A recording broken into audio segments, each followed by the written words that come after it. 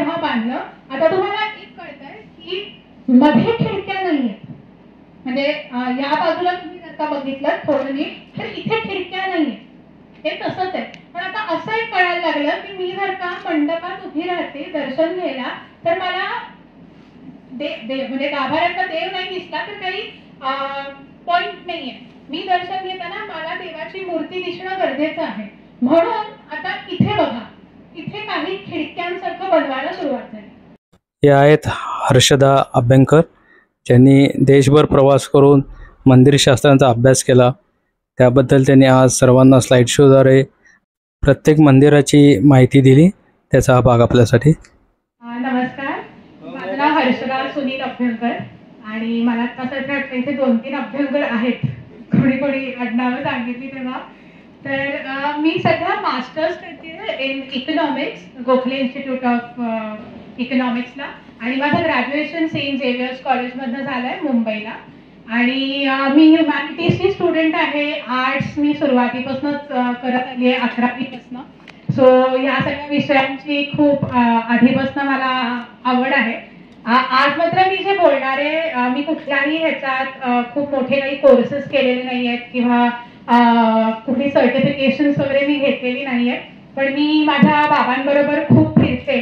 तर फिरताना जे काही अनुभव मला आले किंवा आता मी UPSCचा अभ्यास करते तर आम्हाला त्याच्यात आर्ट अँड कल्चर हा खूप मोठा त्याचा सिलेबस आहे. तर हे सगळे एक्सपिरियन्सेस शेअर करत करत आज आपण भारतातील मंदिर शैली, खरं तर हा जर का तुम्ही विषय बघितलात तर एक साधारणपणे ह्याच्यावर वर्षभराचा पण कोर्स होऊ शकतो. टिळक महाराष्ट्र विद्यापीठात तर पूर्ण डिग्री आहे MA इंडॉलॉजी. पण कमीत कमी वेळात मी तुम्हाला साधारणपणे आपण जर का मौर्य आणि गुप्त या एज म्हणजे एक साधारण 2 BC ते 11वी आणि 12वी सेंचुरी AD इथपर्यंतचा काळ आपण आता बघणार आहोत. आणि मंदिर बांधायचं जर का ठरवलं तर त्याच्यात कोणते कोणते फॅक्टर्स किंवा कुठल्या कुठल्या गोष्टी या कन्सिडर केल्या जातात हे बघत बघत आपण पुढे जाणार आहोत. आणि एकदा माझं सांगून झालं की मला माहिती आहे तुमच्या सगळ्यांकडे खूप जास्त आहे माझ्यापेक्षा सांगायला, तर आपण एक डिस्कशन राऊंड घेऊया rather than question answer round. हा माझाच फोटो आहे पहिला. जर का इथे काही जण हम्पीला गेलेले असतील तर हम्पीच्या जवळ 2 मोठी टेम्पल कॉम्प्लेक्सेस आहेत ज्याला laboratories of temple building in India असं म्हणतात, पट्टडकल आणि ऐहोळे. तर हा पहिला फोटो पट्टडकलचा आहे आणि मागे जे दिसतंय ते मल्लिकार्जुन नावाचं मंदिर आहे मोठं, पट्टडकलला तिकडचं आहे. आणि दुसरं जे आहे ते हजारा विठ्ठल टेम्पल हम्पी, तिकडे असे तुम्हाला खूप प्रॉमिनंट मध्ये कार्व केलेले छोटे पिलर्स दिसतात. तर या पिलर्सला म्युझिकल पिलर्स असं पण म्हणतात. जर का तुम्ही प्रत्येक पिलरवर वाजवत गेलात तर वेगवेगळ्या प्रकारचे ध्वनी निर्माण होताना तुम्हाला दिसतात. तर हे एक प्रकारचं आर्किटेक्चर मार्वलच हम्पीचं आहे, विठ्ठल हजारा टेम्पल. नेक्स्ट. ठीक आहे, आता आपण मुळात आधी हे कळून घेणं खूप गरजेचं आहे की मंदिरं बांधायची ही कल्पना कुठून आली. तर जर का तुम्ही इतिहासात गेलात तर आपल्याला असं खूपसं बघायला मिळतं की मंदिरं ही नेहमी स्टेटची असायची. म्हणजे राजे मंदिरांना पेट्रनायझेशन करायचे किंवा राजांची मंदिरं असायची. म्हणजे ध्वजस्तंभ हा एक जो कंपोनंट आपल्याला तुम्ही जर का साऊथ इंडियाच्या मंदिरांमध्ये गेला तर तिथे आपल्याला ध्वजस्तंभ बघायला मिळतात. तर ध्वजस्तंभ का असायचे तर तिथे राजांचे ध्वज फडकवले जायचे आणि ह्याच्यावर दिसायचं की स्टेट म्हणजे राजे, त्या काळचे जर किंगडम्स असतील, त्या काळची जी एम्पायर्स असतील, फक्त तेच मंदिरं बांधतील, सामान्य लोक मंदिरं नाही बांधायचे. तर स्टेट ही मंदिरं बांधतील अशी कल्पना असल्यामुळे आपल्याला असं कळतं की जे काही दैवत असेल किंवा कुलदेव असतील ह्या सगळ्याला म्हणजे राजाचं जे कुलदैवत असेल किंवा राजा ज्या दैवतांना मानत असेल त्यांची मंदिरं नेहमी तुम्हाला मिळतील. पण मग प्रजेची जी काही श्रद्धा आहे किंवा प्रजेला जे काही देव आपलेसे वाटतात ते देव तुम्हाला नेहमी मुख्य देवतेच्या आजूबाजूला बघायला मिळते. पण मुख्य देवता ही राजा ज्याला मानतो तीच नेहमी आपल्याला बघायला मिळते. आणि अगदी एखादं चांगलं मंदिर कुठलं हे जर का अगदी सोप्या भाषेत कोणाला सांगायचं झालं तर असं नेहमी मानलं जातं की गर्भगृह म्हणजे सॅन्टम जे आपलं असतं, जिथे गाभारा असतो, तिथे कधी पण प्रकाश नसला पाहिजे, थेट प्रकाश नसला पाहिजे. पण जर का तुमचं मंडप जिथून आपण दर्शन घेतो, आता अनेक मंदिरांमध्ये आपल्याला गाभाऱ्यापर्यंत जायला मिळतं, थेट मूर्तीच्या समोर आपण उभे राहतो. पण पूर्वीच्या काळी असं होतं की फक्त गुरुजी जे काही पूजा अर्चा करणारे उपाध्याय असायचे तेच फक्त गाभाऱ्यात उभे राहू शकतात, बाकी सगळं बाहेरनं दर्शन घेतात. तर जर का गाभाऱ्यातलं मला बघायचंय तर गाभाऱ्यात नॅचरल सनलाईट नसला पाहिजे, तिथे अंधार असायला हवा. मात्र बाहेर मंडपात जिथून मी दर्शन घेणार आहे तिथे नॅचरल लाईट आला पाहिजे. तर एखादं चांगलं मंदिर आपल्याला बघायचं असेल तर हे बेसिक प्रिन्सिपल आहे की गाभाऱ्यात अंधार हवा पण मला माझा देव दिसावा, म्हणून मंडपात मला सूर्यप्रकाश किंवा नॅचरल लाईट हा आला पाहिजे. आणि तुम्ही जर का बघितलं तर हरप्पन काळात आपल्याकडे काही प्रमाणात छोटे छोटे फिगराईन्स मिळाले. म्हणजे त्याला कदाचित आपल्याकडे हरप्पन सील्सवर एक प्रोटो शिवा पशुपतीनाथ काही पुस्तकांमध्ये आपल्याला आढळतो. तेव्हापासून आपल्याकडे एक दैवी म्हणजे एक शक्ती आहे, सुपरनॅचरल पॉवर आहे, ही कॉन्सेप्ट पुढे आली. पण जेव्हा मंदिर बनवायला सुरुवात झाली तेव्हा आपल्याकडे आयडोलेट्री म्हणजे एखाद्या मूर्तीच्या स्वरूपात ही शक्ती बघण्याची प्रथा सुरू झाली. तर आता ही प्रथा किती जुनी आहे तर इथे एक 3rd सेंचुरी बीसीई म्हणजे बिफोर क्राइस्ट, जीसस क्राइस्टच्या जन्माचा जर का आपण शून्य असं धरलं तर 3rd सेंचुरी बीसीई इतकं हे बैराट मंदिर नावाचं एक राजस्थानात आपल्याला सापडतं. आणि तुम्ही बघितलं तर फक्त खालचा शेवटचा म्हणजे प्लॅटफॉर्म चौथरा मंदिराचा बघायला मिळतो, बाकी पूर्ण मंदिर डिस्ट्रॉय झालेलं आहे, वरचे कुठलेही आपल्याला अवशेष सापडत नाही. पण हे सगळ्यात जुनं मंदिर आहे किंवा मंदिरासारखं काहीतरी इथे आपल्याला बघायला मिळतं. आता याच्यात जेव्हा आपण बैराट मंदिराचं एक आहे की ते कोणी बांधलं, का बांधलं, कोणाचं मंदिर होतं याचे रेकॉर्ड्स कुठे सापडत नाही. जेव्हा इथे एक सर्क्युलर असा तुम्हाला प्लॅटफॉर्म दिसतो, त्याचबरोबर बाजूला सांची सगळ्यांनी ऐकलेलं असेल, पण बऱ्याच वेळेला आपण सांची हे स्तूप, सांचीला खूप मोठं बुद्धिस्ट स्तूप आहे आणि जे युनेस्को हेरिटेज साईट पण आहे. तर मंदिरं जेव्हा आपल्याकडे प्रगल्भ होत होती त्याचबरोबर बुद्धिस्ट केव्स म्हणजे बौद्ध लोकांच्या केव्स पण आपल्याकडे खूप जास्त प्रमाणात त्यांच्यात आत केलेली जाणारी कार्विंग, स्कल्पचर्स हे पण सगळं पुढे जात होतं. जैन लोकांची मंदिरं किंवा जैन लोकांची स्थापत्यकला पण प्रगल्भ होत होती. तर सांचीला पण आपल्याला स्तूप बरोबर अनेक मंदिरांचे पण अवशेष बघायला मिळतात. आता साधारणपणे सांचीच्या इथे तुम्ही तारीख बघितली तर 2nd सेंचुरी बीसीई लिहिलंय. 2nd सेंचुरी बीसीई म्हणजे चंद्रगुप्त मौर्य डायनेस्टी जी होती त्यांचा काळ आहे हा. आणि त्याच्यात सगळ्यात रिनाउंड आणि आपल्या सगळ्यांना माहित असलेला राजा म्हणजे चंद्रगुप्त मौर्य आहेत आणि अशोक. पण अशोक राजांनी सगळ्याच धर्मांना काय म्हणू एक्सेप्ट केलेलं होतं, पेट्रनाइज केलेलं होतं. आणि त्याच्यामुळे सांचीला जर का तुम्ही गेलात तर हे असे अवशेष आता तुम्हाला बघायला मिळते. फक्त आता इथे तुम्हाला आता पिलर्स बघायला मिळतात. तर कदाचित त्यावेळेला पिलर्स हे फक्त दगडापासून बांधले गेले होते आणि जे रूफ होतं ते कदाचित लाकडाचं असेल आणि ते लाकडाचं असल्यामुळे इतके वर्षांनी आपल्याला फक्त पिलर्स बघायला मिळतात.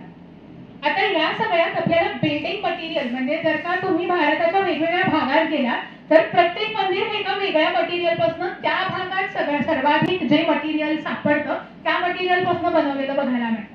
जर का तुम्ही तमिळनाडू आणि आंध्राचा थोडा भाग फिरला तर तिथे तुम्हाला ग्रेनाइट स्टोन पासून बनवलेली मंदिरं बघायला मिळतात. त्याच्याच वर ओडिसाला तुम्ही गेलात, ओडिसाची मंदिर शैली ही अजून वेगळी आहे. खांडोलाइट नावाचा एक दगड आहे, तिथे त्याची मंदिरं बघायला मिळतात. मग बंगालच्या बाजूला गेलात की तुम्हाला टेराकोटा या मातीचा वापर मंदिरं बांधायला केलेला दिसतो. आपल्याकडे जर का तुम्ही हेमाडपंथी आणि ही सगळी मंदिरं डेक्कन म्हणजे डेक्कन प्लॅटोवरची बघितली तर इथे तुम्हाला बसाल्ट रॉक बघायला मिळतो. कारण डेक्कन ट्रॅप्स ही जी जॉग्राफिकल फिनॉमिनन आहे, डेक्कन ट्रॅप हा सगळा बसाल्ट या दगडापासूनच बनलेला प्रदेश आहे. त्यानंतर तुम्ही राजस्थानच्या इथे गेलात तर मार्बल मधली मंदिरं बघायला मिळते. माउंट आबू आणि या भागात फिरलात तर मार्बलची मंदिरं तुम्हाला बघायला मिळतात. काश्मीरकडे वर गेलात तर काश्मीरकडे खूप प्रमाणात आपल्या आपल्याला वुडन मंदिरं बघायला मिळतात. म्हणजे पंढरथन वगैरे हे सगळी मंदिरं तुम्ही फिरलात तर खूप जास्त प्रमाणात तिथे वूडचा वापर केला गेला. आणि परत केरळच्या बाजूलाही फिरलात तर मलाबार टीक हे जे आपल्याला वूड बघायला मिळतं, मलाबार टीक या लाकडाचा वापर केला गेला. आणि जर का सेंट्रल इंडियात आपण फिरलो, मध्य प्रदेश, खजुराहो हे सगळं, तर तिथे आपल्याला सँडस्टोन बघायला मिळतो. पण परत खाली महाबलीपुरम आणि ह्या सगळ्या भागात जर का तुम्ही मंदिरं बघितली तर तिथे पण आपल्याला सँडस्टोन बघायला मिळतो. तर ज्या भागात जे मटेरियल अगदी इझिली म्हणजे खूप सहजरित्या मिळण्यासारखं होतं त्या बिल्डिंग मटेरियल्स पासून ही मंदिरं बांधण्यात आली. आता हे सांचीचं अजून एक मंदिर आहे. सांचीला तुम्ही गेलात तर असा समूह आहे मंदिरांचा. आता इथे तुम्ही बघाल की मंदिरांची कल्पना ही किती बेसिक होती. कुठल्याही प्रकारचं शिखर नाहीये या मंदिराला. आणि आता आपण आहोत 400 CE मध्ये. 400 CE म्हणजे 3rd century आफ्टर ॲने डॉमिनी, जीसस क्राइस्टच्या जन्मानंतर. आता मंदिराची कल्पना बघा, गर्भगृहाला कुठल्याही प्रकारची खिडकीच नाही, एकावर एक ब्रिक्स ठेवून दिलेले आहेत, कुठल्याही प्रकारची खिडकी नाहीये. पण थोड्याफार प्रमाणात आता मंडप किंवा समोर अशी एक उघडी जागा हवी याची कल्पना आली. पण शिखर नाही, फ्लॅट रूफ. आणि आताची मंदिरं तुम्ही जर का बघितली, साऊथ इंडियात जाऊन बघितलं किंवा नॉर्थ इंडिया, खजुराहो बघितलं, ओडिशा बघितलं, सगळीकडे आपल्याला खूप मोठी मोठी शिखरं बघायला मिळतात. पण ती काही जी पहिली मंदिरं बांधण्यात आली तेव्हा शिखर पाहिजे असा कुठला कॉन्सेप्टच नव्हता. आणि मात्र पावसाचं पाणी वाहून जावं म्हणून तुम्हाला वर एक प्रकारचं स्लिट्स दिसतात, तर त्या स्लिट्स मधनं पाणी वाहून खाली येईल एवढी अरेंजमेंट केलेली आहे. नेक्स्ट. आता मात्र आपण साऊथ इंडियात येऊया. चालुक्यन किंवा चालुक्य हे जर का तुम्ही पुलकेशीन आणि हे सगळे राजे वाचले तर चालुक्य यांनी स्वतःची खूप वेगळी आणि खूप महत्वाचा सिंहाचा वाटा त्यांचा टेम्पल बिल्डिंग, स्थापत्य कला या सगळ्यात आहे. इथे जे तुम्हाला दिसतंय लारखंड टेम्पल हे ऐहोळेला आहे. आणि ऐहोळे पट्टडकल हे दोन्ही मलप्रभा नदीवर असणारे मंदिर समूह आहेत. हम्पीपासून अगदी जवळ आहेत. तुम्ही कधी हम्पी फिरायला गेलात तर पट्टडकल ऐहोळे नक्की करा. हम्पी तुंगभद्रेवर बांधण्यात आलं, पट्टडकल ऐहोळे हे मलप्रभावर आहे. आणि जर का या दोन मंदिर समूह तुम्ही फिरला तर अतिशय छान रिस्टोरेशन केलेलं आहे. आणि आर्किओलॉजिकल सर्वे ऑफ इंडियाचं काम हे खूप छानरित्या झालेलं आहे. कारण आजूबाजूची लॉन्स छान मेंटेन केलेली आहेत, टुरिस्ट गाईड्स खूप छान आहेत, तुम्हाला माहिती पण चांगल्या प्रकारे मिळू शकते. आता लारखान टेम्पल हे चालुक्य म्हणजे 5th century CE मध्ये आपण आलेलो आहोत. लारखान टेम्पल हे चालुक्य डायनेस्टीने जेव्हा बांधलं, आता तुम्हाला एक कळतंय की मध्ये खिडक्या नाहीये. म्हणजे या बाजूला तुम्ही जर का बघितलं थोडं नीट तर इथे खिडक्या नाहीये, हे तसंच आहे. पण आता असं एक कळायला लागलं की मी जर का मंडपात उभी राहते दर्शन घ्यायला तर मला म्हणजे गाभाऱ्यातला देव नाही दिसला तर काही पॉइंट नाहीये. मी दर्शन घेताना मला देवाची मूर्ती दिसणं गरजेचं आहे. म्हणून आता इथे बघा, इथे काही खिडक्यांसारखं बनवायला सुरुवात झाली की नॅचरल सनलाईट, सूर्यप्रकाश हा सकाळच्या वेळेला आत यायला हवा म्हणून खिडक्या किंवा काही मंदिरांना ओपनिंग्स द्यायला सुरुवात झाली. आता याच बरोबर तुम्ही जर का लारखान टेम्पलला नीट बघितलं तर वर पण फ्लॅट रूफ न ठेवता थोड्याफार प्रमाणात शिखर ही कल्पना आत यायला लागली. म्हणून वर एक छोटंसं स्ट्रक्चर तुम्हाला दिसतं. तुम्ही बघायला गेलात तर असं वाटतं की आत एखादी मूर्ती होती जी आता नाहीये. पण काय नक्की आत होतं हे तिथे तुम्हाला फार कमी लोक सांगू शकतील. पण एक शिखर सारखं काहीतरी मंदिरांवर बांधण्याची सुरुवात चालुक्य यांच्यापासून झाली. आणि पट्टडकल आणि ऐहोळे यांना लॅबोरेटरीज का म्हणतात, कारण अगदी लारखान, दुर्गा टेम्पल यांसारख्या मंदिरांपासनं ते मल्लिकार्जुन म्हणजे मल्लिकार्जुन हे एवढं ऍडव्हान्स टेम्पल आहे की जिथे सगळे अस्पेक्ट्स ऑफ टेम्पल बिल्डिंग हे पूर्ण होतात. तर हे सगळे लॅबोरेटरी सारखे एक्सपेरिमेंट्स या दोन ठिकाणी आपल्याला भारतात बघायला मिळतात म्हणून यांना लॅबोरेटरीज असं म्हणतात. आता दुर्गा टेम्पलला जर का तुम्ही गेलात ऐहोळेला तर दुर्गा टेम्पलच्या वर तुम्हाला शिखर ही कल्पना बऱ्यापैकी प्रगल्भ झालेली दिसते. म्हणजे आता शिखरावर वेगवेगळे छोटे छोटे कार्विंग्स पण तुम्हाला दिसायला लागतात. शिखराची हाईट पण वाढलेली आहे. आणि म्हणून इतर घरांपासून घरातल्या स्ट्रक्चर्सपासून मंदिर कसं वेगळं करणार, तर शिखर ही त्याची आयडेंटिटी म्हणून तयार व्हायला लागली. आता त्याचबरोबर जर का तुम्ही आपण आधी बघितलेली मंदिरं बघितली तर त्याच्यात कुठेच आपल्याला ॲम्ब्युलेटरी पाथ म्हणजे प्रदक्षिणा पथ हे जे आपल्याला मंदिरांमध्ये असतो तो कुठेच बघायला मिळत नाही. पण दुर्गा टेम्पलला जर का तुम्ही गेलात तर प्रदक्षिणा पथ असला पाहिजे याची कल्पना इथे सुरू झाली. म्हणून ही दुर्गा टेम्पलची मागची बाजू आहे, पुढून एंट्रन्स आहे आणि तुम्ही पूर्ण मंदिराच्या भोवती गोल फिरू शकता. तर प्रदक्षिणा पथ ही आयडिया इथे आहे. आणि अजून एक तुम्ही बघितलं तर आता दुर्गा टेम्पल जेव्हा बांधलंय तेव्हा 2 पिलर्स मधला डिस्टन्स वाढवलाय. आधीच्या मंदिरांमध्ये एकावर एक फक्त ब्रिक्स ठेवून दिल्या होत्या, एकावर एक अतिशय जोडून जवळ दगड घेतले होते, जेव्हा की दोघांमध्ये काही गॅपच नव्हता. पण आता सनलाईट आत यावा, प्रदक्षिणा पथ म्हणजे प्रदक्षिणा मारताना पण मला नॅचरल लाईटचा उपयोग व्हावा म्हणून जर का 2 दगड मी एकत्र लावले तर मधला एक काढून घेतला. म्हणजे जेव्हा आपण मंदिर बांधलंय तेव्हा रादर दॅन दगड बाय दगड लावत जाण्याच्या ऐवजी तोडताना मधले दगड काढून घेतले. आणि हे पझल सारखं बिल्ड करणं हे दुर्गा टेम्पल पासून आपल्याला बघायला मिळतं. आता भारताच्या वेगवेगळ्या भागांमध्ये तुम्ही गेलात तर थोडीफार शैली ही बदलत जाते आणि तिकडच्या येणाऱ्या कल्पना या साधारणपणे तिकडची जॉग्राफी काय आहे किंवा हिस्ट्री काय आहे, तिकडच्या लोकांच्या फोकलोर्स म्हणजे लोकल कथा लोकांच्या काय काय आहे त्या सगळ्याचा विचार करून मंदिरं बांधण्यात आलेली आहे.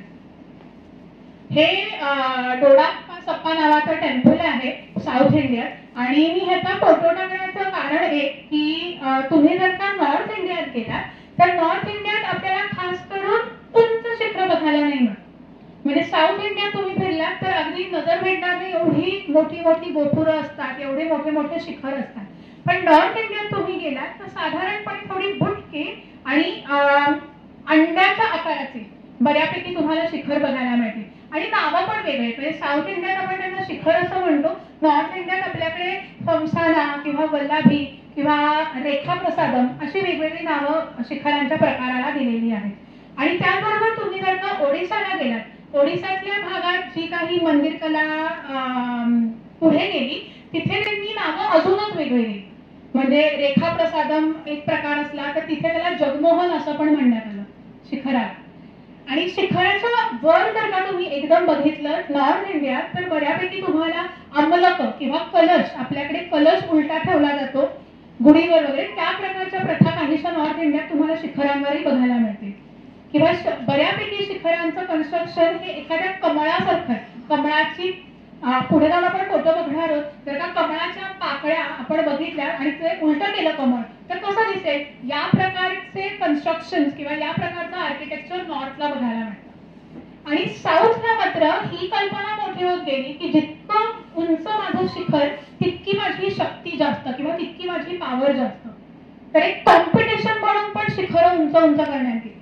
आणि गोपुरम जर का तुम्ही बघितलं तर साऊथच्या मंदिरांना तुम्ही जेव्हा आत जाताना गोपुरं असतात खूप मोठी मोठी.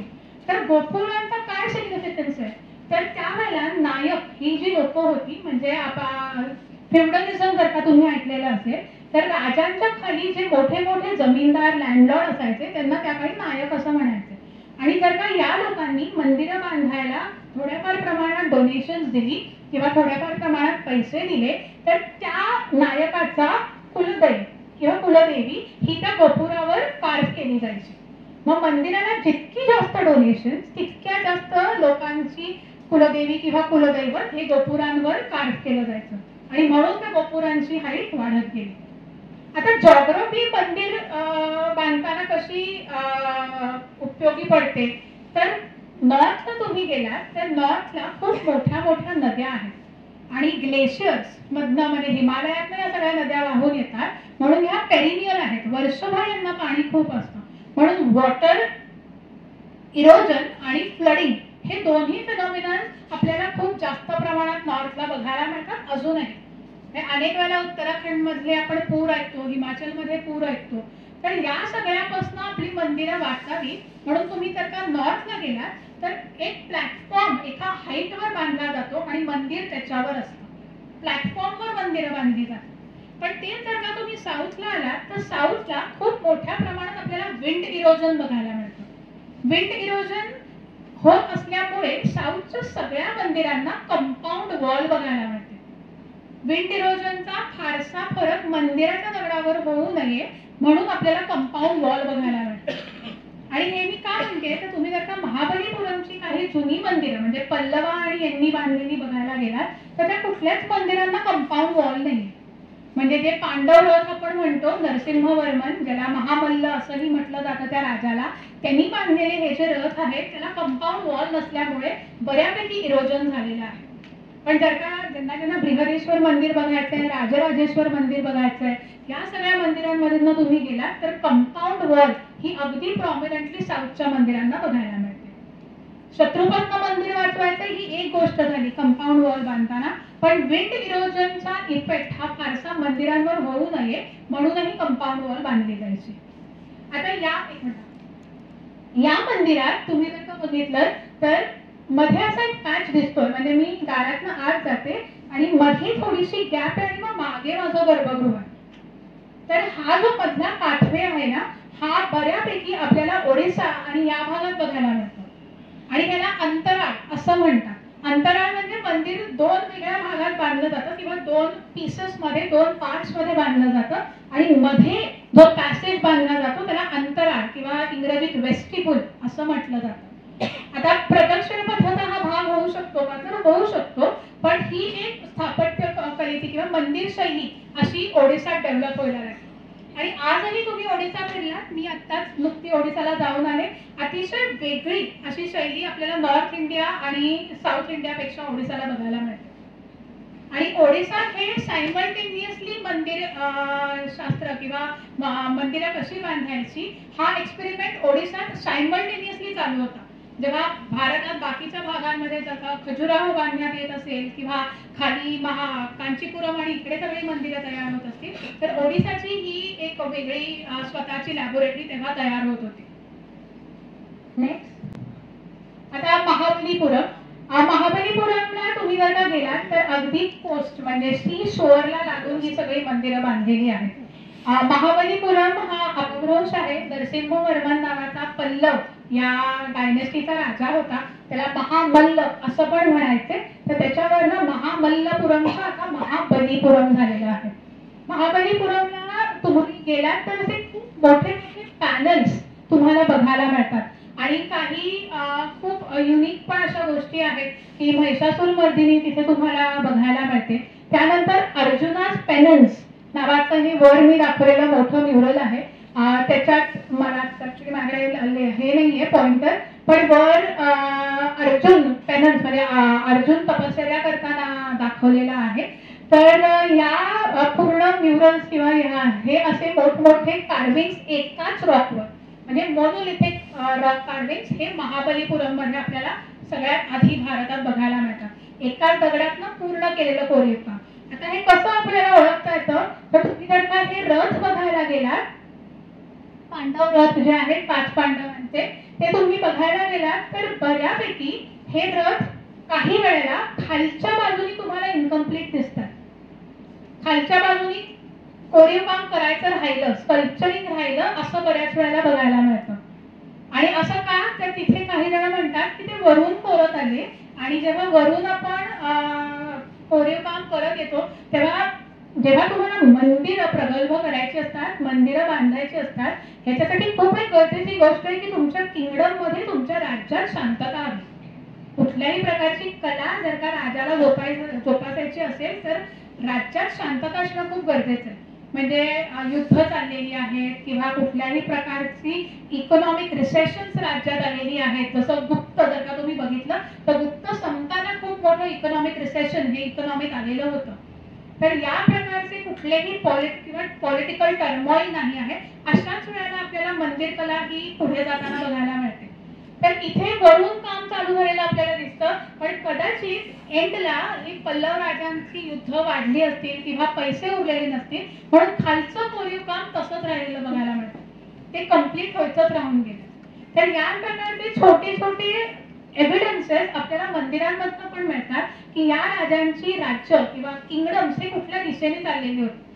मंदिरं ही आपल्याला एक काय म्हणू आर्ट अँड कल्चरचा भाग म्हणून तर बघता येतातच, पण त्याचबरोबर socio economic, socio political, social conditions त्या वेळेच्या समाजातल्या काय होत्या हे पण मंदिरांमधनं बघायला मिळतं. आणि जशी जशी मंदिर कला पुढे गेली, एक 11th आणि 12th सेंचुरी म्हणजे चौल हे राजे जर का तुम्ही ऐकलेले असतील, जसं बृहदेश्वर मंदिर हे राजेंद्र वान यांनी बांधलेलं आहे, राजराजांनी बांधलेलं राजेश्वर मंदिर आहे. तर या मंदिरांमधनं तुम्ही बघायला गेलात तर फक्त मंदिरांपुरतीच नव्हती, तर ह्या टेम्पल सिटीज होत्या. म्हणजे मंदिरमध्ये आणि त्याच्या आजूबाजूला बसलेली शहरं इतकी मोठी ही मंदिरं झालेली होती. तमिळनाडूत आता खूप छोटं एक गाव आहे गंगईकोंडा चोलापुरम. तर गंगईकोंडा चोलापुरम त्यावेळेला हे अतिशय मोठं इकॉनॉमिकली खूप महत्वाचं असं एक गाव आणि शहर होतं. पण आता बघायला गेलं तर अतिशय छोटं उरलेलं एक विलेज आहे जिथे एकच मंदिर आपल्याला बघायला मिळतं आणि फारसं आता असं वाटत नाही की त्या मंदिरामुळे हे वसलेलं आहे. तर मंदिरं ही पुढे पुढे शहरांचा मुख्य भाग अशी व्हायला लागली होती. नेक्स्ट, आता हे बैताल देऊळ नावाचं ओरिसातलं मंदिर आहे. कधी ओरिसा बघायला गेलात तर कदाचित बैताल देऊळ तुम्हाला कोणी दाखवणार नाही. ओरिसात आपली मेनस्ट्रीम जी मंदिरं आहेत म्हणजे राजा राणी आहे, मुक्तेश्वर आहे, लिंगराज महादेव आहे आणि कोणार्क आहे, ही मंदिरं तुम्हाला बघायला घेऊन जातील. पण जर का वेळ झाला तर बैताल देऊळ नक्की बघायला जा. मी स्वतः आता बघून आले. शोधत जावं लागतं कारण गुगलवरही इझिली येत नाही. पण आता आपण जर का इथे तुम्ही नीट बघितलं, हे कैलाशनाथ मंदिर आहे एलोराचं. कैलाशनाथ हे राष्ट्रकूट यांनी बांधलेलं आहे आणि बैताल देऊळ हे सगळ्यात जुनं मंदिर पूर्ण झालेलं आपल्याला माहितीये, पण ते कोणी बांधलंय ह्याचा रेकॉर्ड नाहीये. तर बैताल देऊळ तुम्ही बघितलं तरी साधारणपणे तुम्हाला इथे मागे दरवाजा दिसतोय छोटा. तर दरवाजातनं उतरून खाली जावं, म्हणजे सगळ्यांना हे जाणवतंय का की रस्ता वर आणि मंदिर खाली आहे. किंवा कैलाशनाथ पण तुम्ही बघितलं तर बाजूनी पर्वतरांग उंच आहे आणि मंदिर मध्ये आहे, आत आहे. ही दोन्ही मोनोलिथिक आहेत, एकाच दगडात कोरली गेलेली आहेत. पण असं नंतर कळायला लागलं की जर का मी वरून कोरीव काम करत येतो किंवा करत येते, वरून कोरीव काम करताना जर का मला अंदाजच नाही आला की माझा दगड जो वर दिसत होता तो संपला तर उरलेलं मंदिर कसं कंप्लीट करायचं. म्हणून मग हळूहळू खोदकामाला सुरुवात झाली आणि ही मंदिरं आपल्या ग्राउंड लेवल पासून थोडी खाली जायला लागली. कैलाशनाथ हे त्याचं उदाहरण आहे. बाकीचे पर्वतरांग मंदिरापेक्षा उंच आहे, पण वरून खाली कोरीव काम करत गेल्यामुळे मंदिर हे आजूबाजूच्या पर्वतरांगेपेक्षा आत गेल्यासारखं वाटतं. बैताळ देऊळला पण तेच केलंय. इथपर्यंत कोरीव काम झाल्यानंतर खालचा भाग हा आत उतरलाय, म्हणून खालून दगड फोडून आतलं काम करण्यात आलं. बैताळ देऊळ हे जर का तुम्ही आता बघायला गेलात तर आम्हाला सांगण्यात आलं की मंदिर बंद असतं, सकाळी फक्त एक गुरुजी येतात, पूजा करतात. हे तांत्रिक म्हणजे तांत्रिक वर्षित हा प्रकार जो भारतात 64 योगिनी हे मंदिर तुम्ही ऐकलेलं असेल, तर या सगळ्या ब्लॅक मॅजिक आणि तांत्रिसिझम हे जे पुढे यायला लागलं त्यापैकी बैताळ देऊळ एक मंदिर आहे. आणि आजही असं तिथे मानतात की जरी कोणी मंदिरात थेट दर्शनाला जात नसेल तरी पूजा आणि हे सगळं पूजा अर्चा त्याची होणं हे खूप महत्वाचं आहे. म्हणून बैताळ देऊळ बघायचं असेल तर सकाळी फक्त अर्धा तास ते गुरुजी उघडं ठेवतात, नाहीतर बाकी सगळं आजूबाजूचा परिसर तुम्हाला बघता येतो. कैलाशनाथ मंदिरात आपल्याला आता असं जाणवायला लागतं की एकच शिखर फक्त न ठेवता आजूबाजूला छोटी शिखरं पण बांधण्याची सुरुवात झाली. लाडखान आणि दुर्गा टेम्पलला आपण बघितलं एकच शिखर ही कल्पना होती. आता मात्र आजूबाजूला छोटी छोटी शिखरं पण यायला लागली. आणि छोट्या शिखरांमधनं काय होतं, मग राजाचं इष्टदैवत असेल किंवा राजाचं ग्रामदैवत असेल, आजूबाजूच्या लोकांची कुलदैवत असतील, या सगळ्यांसाठी ही छोटी छोटी शिखरं पण बांधण्याची सुरुवात झाली. पण राजा आणि स्टेट यांचा तो देव होता त्याच्यावर सगळ्यात मोठं शिखर. आणि लांबून हे कसं कळायचं तर सगळ्यात मोठं ज्याचं शिखर किंवा सगळ्यात मोठं जे शिखर असेल त्याच्या खाली गर्भगृह आहे, हे सांगण्याचा पण एक सिग्निफिकन्स या शिखरांच्या हाईट मध्ये असायचा. आणि आजही तुम्ही जर का आता ह्याला गेलात, ओडिसाला जर का तुम्ही गेलात, जगन्नाथपुरी सारखं मंदिर जर का बघितलं तर जगन्नाथपुरी ज्याच्या खाली ज्या शिखराच्या खाली आहे जगन्नाथ, ते शिखर सगळ्यात उंच आहे. तर ही आयडेंटिटी बाहेरून कळण्यासाठी शिखरांच्या हाईट पण खूप सिग्निफिकंट होते. नेक्स्ट, हे दशावतार मंदिर आहे, यूपीला आहे, देवघर यूपी. एक तुम्हाला सगळ्यात आधी जसं मी सांगितलं की चौथऱ्यावर बांधलेलं आहे. नॉर्थ इंडिया जी मंदिर कला पुढे आली त्याला नगर स्टाईल असं म्हणतात आणि इंग्रजीत नगर स्टाईल असं म्हणतात. आणि साऊथला जी आली ती द्रविड. आणि या दोघांबरोबर ओडिसात थोडीफार ओडिसात जी डेव्हलप झाली. आणि तुम्ही जर का बेलूर हलेबीड या भागात गेला तर तिथे होयसाला असा एक वेगळा प्रकार, म्हणजे द्रविड आणि नगर यांचं मिश्रण मिळून होयसाला हे तयार झालं. आणि बंगालला तुम्ही गेला तर तिथे अजूनच वेगळं टेराकोटा मातीचा वापर करून एक वेगळी शैली आपल्याला बघायला मिळते. आता दशावतार टेम्पल मध्ये पहिल्यांदा आपल्याला हा एव्हिडन्स बघायला मिळतो की मध्ये एक मेन मंदिर आहे. दशावतार हे गुप्त काळातलं मंदिर आहे, खूप जुनं आहे, म्हणून हे फक्त अवशेष बघायला मिळतात. आजूबाजूला तुम्हाला असे बाहेर थोडे आलेले चौथळे दिसतील. तर त्याच्यातनं पंचयातन ही स्टाईल सुरू झाली.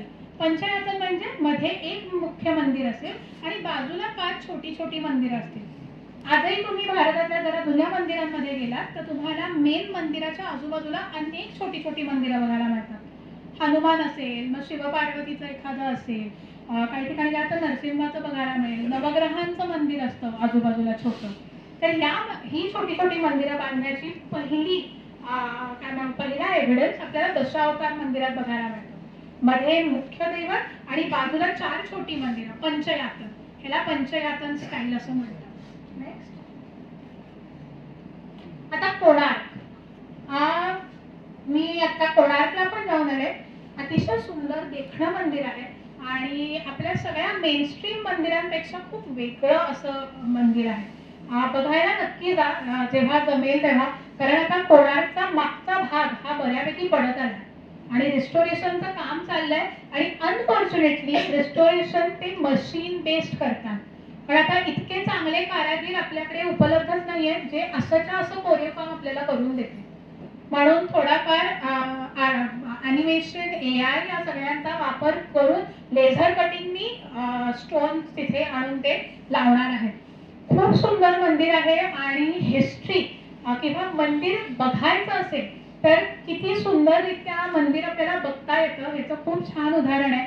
देव किंवा तिथे होणारी पूजा हे सगळं बाजूला ठेवून जर का आपल्याला इकॉनॉमी किंवा त्या वेळेचं कल्चर काय होतं, त्यावेळेला छोट्या मुलांना कुठल्या कुठल्या गोष्टी सांगितल्या जायच्या, हे सगळं त्या कार्विंग्स मधनं बघायला मिळतं. आणि साधारणपणे आम्ही जो गाईड घेतला होता तो ओडिसा टुरिझम डेव्हलपमेंट कॉर्पोरेशनचा सर्टिफाईड गाईड होता. त्यांनी मला विचारलं तुमच्याकडे किती वेळ आहे. मी म्हणलं आहे 3-4 तास. 3-4 तास आपण मंदिर बघू शकतो. तर त्यांच्याकडे पॅकेजेस होते की तुमच्याकडे जर का 3 दिवस असतील तर ते 3 दिवस पण तुम्हाला कोणार्कचं मंदिर दाखवू शकतात. 2 दिवस, 1 दिवस, अर्धा दिवस असे पॅकेजेस होती. म्हणजे पूर्ण मंदिर नीट पॅनल बाय पॅनल प्रत्येक कार्विंग समजून घेऊन कोणार्कचं बघायचं असेल तर 3 दिवसही कमी पडतात. एक खूप छान उदाहरण आहे. मंदिरांवरनं आपल्याला त्या काळाचं काय म्हणू, त्या काळाच्या गोष्टी कशा कळू शकतात. कोणार्कच्या मागच्या बाजूला तुम्ही गेलात तर एका पॅनल मध्ये तुम्हाला जिराफ बघायला मिळतो. इन एनी रेकॉर्ड्स, म्हणजे तुम्ही अगदी चंद्रगुप्त मौर्याच्या वेळेचं मेगॅस्थेनिस नावाचं पुस्तक, म्हणजे मेगॅस्थेनिसनी जे इंडिका नावाचं पुस्तक लिहिलं त्याच्यात पण जिराफचा उल्लेख नाहीये की भारतात जिराफ बघायला मिळतो. जिराफ हे तेव्हापासून फक्त आफ्रिकेतच आहेत. तर यांच्या कार्विंग मध्ये जिराफ कसा, वेस्टर्न कोस्टला जरी कुठे आपल्याला केरळ, कर्नाटक इथे जिराफ बघायला मिळाला असता तरी आपण म्हणू शकतो की ट्रेड रिलेशन्स आफ्रिकेशी होती अरेबियन सी थ्रू. पण ओडिसाच्या कोस्टला कोणार्क सारख्या मंदिरात आपल्याला जिराफ बघायला मिळतो. तर कदाचित त्या काळी एवढ्या लांबपर्यंत आफ्रिकेपर्यंत ट्रेड चालायचा. ट्रेड जर का झाला नाही तर जिराफ कसा दिसतो हे कळण्याची काही गरजच नाहीये, किंवा जिराफ सारखा जो प्राणी तिथे काढलेला आहे. तर या प्रकारची इकॉनॉमिक ट्रेड रिलेशन्स पण आपल्याला मंदिरांच्या कल्चर्सवरनं कळू शकतात. इथे तुम्ही गेलात तर कोणार्कला तुम्हाला काही स्कल्पचर्स मध्ये काही बायकांनी हिल्स घातले किंवा आजकाल जे आपल्याकडे बॉक्स बॅग्स किंवा टोट बॅग किंवा छोट्या बॅग्स कॅरी करण्याची फॅशन आली आहे त्या बॅग्स तेव्हा काळी त्यांनी कार्व केलेल्या दिसतात. किंवा खूप सुंदर वेण्या घातल्या आहेत काहींनी, हेअरस्टाईल्स वेगवेगळ्या, किंवा युद्ध होताना एक खूप छान आम्हाला त्यांनी पॅनल दाखवलं. आम्ही असे चालत होतो आणि लिटरली माझ्या म्हणजे अँकलच्या लेवलला एक खाली पॅनल होतं. त्याच्यात तो गाइड वाला म्हणला की देखिए मैडम, यहाँ से ना ये जो राजा चल के जा रहा है, उसकी जो सेना चल के जा रही है वो हार चुकी है. मी म्हणलं आपको कैसे पता वो हारी है या जीती है? कारण स्कल्पचर तर स्कल्पचर असतं. तर पहिला जो सेनापती होता त्याच्या हातात जो त्या स्कल्पचरिंगमध्ये कार्विंगमध्ये झेंडा दाखवलेला होता, तो झेंडा सरळ धरलेला नव्हता आणि हारलेलं सैन्य जेव्हा परत जातं तेव्हा झेंडा खाली करून चालत जातं. म्हणून तो मला इतके छोटे छोटे डिटेल्स त्यांनी या सगळ्या कार्विंग आणि स्कल्पचरिंग मध्ये कोणार्कचं दाखवलेले आहेत. कोणार्कची जी व्हील्स आहेत म्हणजे आपल्या नोटेवर जे आपल्याला कोणार्क व्हील बघायला मिळतं किंवा आता G20च्या वेळेला आपण मोदींनी खूप मोठं एक कोणार्कचं व्हील दिल्लीत उभं केलेलं होतं. तर ही व्हील्स खूप छान प्रकारे त्यांनी जपलेली आहेत. तुम्हाला सगळी व्हील्स नीट बघायला मिळतात. आणि व्हील्स किंवा चाक हे काय कॉन्सेप्ट आहे तर हा रथ आहे. म्हणजे पूर्ण मंदिर जर का एकसंध तुम्ही बघितलं तर हा रथ आहे आणि रथ हा घेऊन सूर्य दैवत हा टुवर्ड्स आकाश म्हणजे आकाशाच्या दिशेने चालला आहे असा एक त्याचा अपीअरन्स तुम्हाला बघायला मिळतो. म्हणून ही सगळी जी चाकं आपल्याला बघायला मिळतात ती त्या रथाची चाकं आहेत. आणि जर का खरोखरच मंदिर तुम्ही समोरून बघितलं तर ते आकाशाकडे झेप घेत आहे असा एक काय म्हणू व्ह्यू किंवा असं एक इम्प्रेशन तुम्हाला त्या मंदिराचं येतं. नेक्स्ट हे आपण आता थोडं सगळ्यांनी खजुराहो ऐकलंय आणि खजुराहो बद्दल आपण अनेक गोष्टी ऐकतो की फक्त इरॉटिक स्कल्पचर्स साठीच खजुराहो नोन आहे. तर असं काही नाहीये. इरॉटिक स्कल्पचर्स ही फक्त फोकसमध्ये आलेली आहे. अतिशय देखणी अशी खजुराहोची मंदिरं आहेत. खजुराहो डान्स फेस्टिवलला तुम्हाला कधी जाता आलं तर नक्की जा. खूप सुंदर बघण्यासारखा असा हा डान्स फेस्टिवल असतो.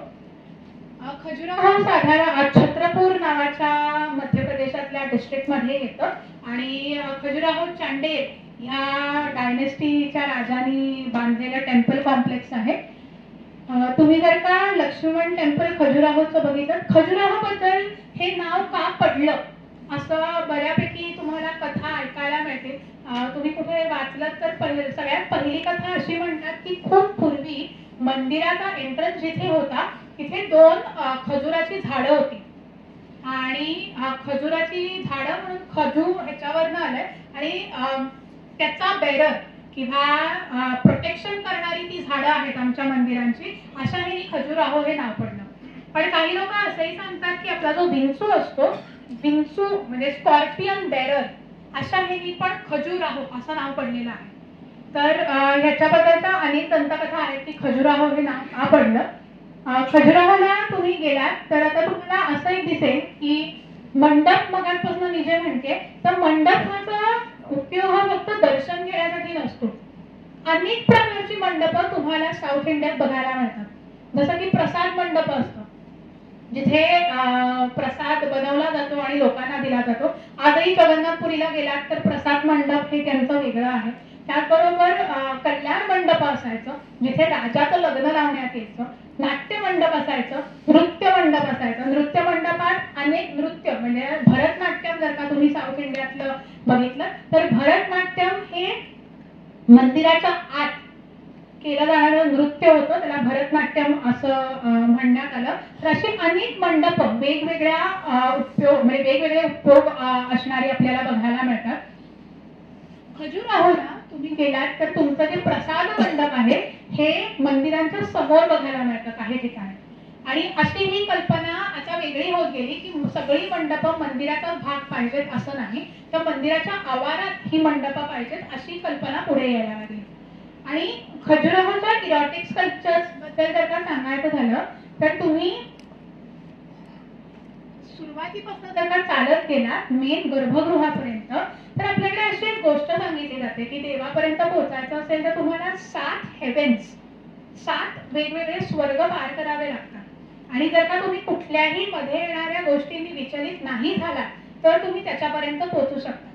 तर इरॉटिक स्कल्पचर जी खजुराहोची आहे ती त्या दंतकथेतला एक स्वर्ग आहे की ती बघून सुद्धा तुम्ही विचलित न होता सरळ पुढे चालत गेलात तर तुम्ही खरे भक्त आहात.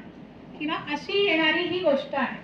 आणि तुम्ही जर का बघितलं आतून जर का तुम्ही लक्ष्मण टेम्पलच्या चालत गेलात तर लिटरली 7 वेगळे वेगळे स्वर्ग तुम्हाला स्कल्पचर्स मधनं तुमच्या कार्विंग्स मधनं बघायला मिळतात. आणि मगाशी मी जे म्हणलं की एखादं जर का तुम्ही कमळाचं फूल उलट केलं तर त्याच्या पाकळ्या कशा पडतील, तर त्या प्रकारचा शिखर किंवा त्या प्रकारचं कन्स्ट्रक्शन आपल्याला खजुराहोला बघायला मिळतं. वरचा तुम्ही शिखर नीट बघितलात आणि खालची ही छोटी छोटी छोटी शिखरं बघितली तर हे लोटस अप्रूटेड किंवा इन्व्हर्टेड लोटस आपल्याला बघायला मिळतं. ही छोटी शिखरं ही पाकळ्या आहेत आणि मुख्य वरचं शिखर ही देठ आणि हा सगळा भाग आहे. तर हे खजुराहो आपल्या आणि अजून जसं मी मगाशी म्हणलं प्लॅटफॉर्मवर बांधलेलं मंदिर आहे. आणि खजुराहोची ही आपली मंदिर कला स्थापत्य कला आहे आत्ता म्हणजे या एरापर्यंत आपण येतो तेव्हा प्रचंड प्रमाणात प्रगल्भ झालेली आहे आपल्याकडे मंदिर कला, की कुठल्या प्रकारच्या गोष्टी कार्विंग्स मधनं आल्या पाहिजेत, समाज हा कार्विंग्स मधनं कसा दिसला पाहिजे. आणि इरॉटिक स्कल्पचर्स बद्दलच बोलायचं झालं तर त्या काळचे राजे हे किती पुढारलेले होते याचं पण खूप चांगलं उदाहरण खजुराहोची मंदिरं आहे. आता बाजूला जे मी दाखवलं आहे ते 64 योगिनी मंदिर मोरेना.